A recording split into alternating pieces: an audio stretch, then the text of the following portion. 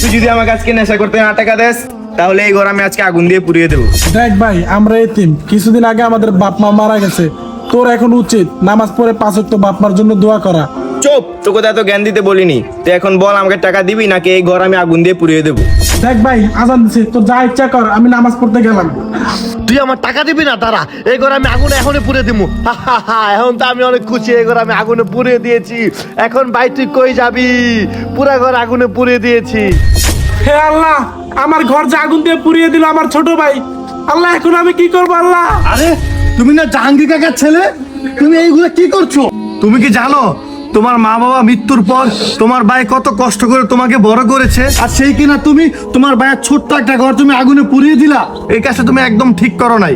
ভাই আমার ভুল হয়েছে, আমার ভাই কোথায়? আমার ভাইয়ের কাছ থেকে আমি মাপ চাবো।